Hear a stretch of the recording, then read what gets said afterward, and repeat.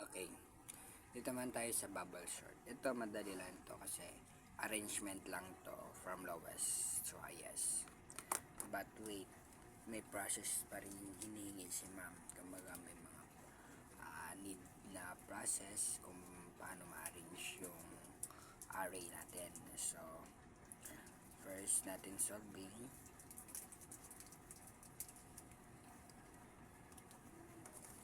First natin solving ito. Itong array is given na to. Okay. First,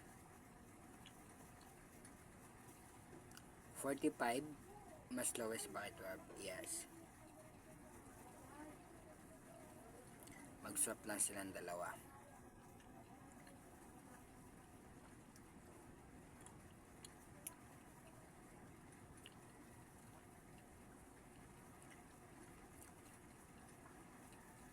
$45 mas lowest ba kay 23? Yes.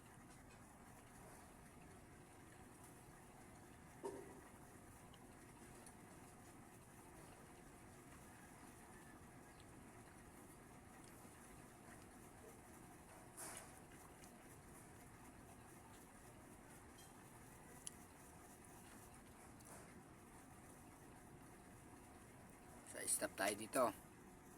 Kasi hindi mo naman sila pwedeng pag-swapin. Kaya mas highest si 89, lowest sa 85. Dito naman tayo sa dalawa. 89, lowest ba kay 5? Lowest ba kay 5? Hindi. Kasi 5 dito. Sa 89 dito.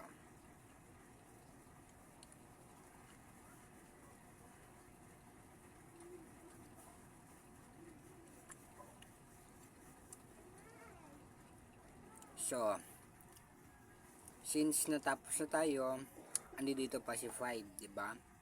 So, kailangan natin siyang i-arrange pa. 45, mas size ba kay 5?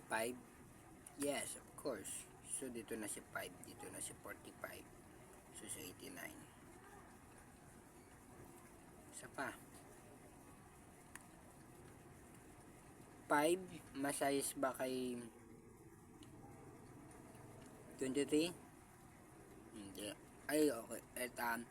At 23, lowest ba siya kay 5?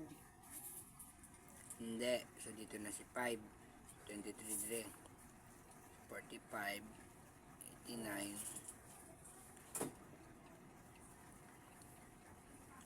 Okay. Si 5, mas lowest ba kay 12? Yes. So, 5, 12, 23, 45, 89.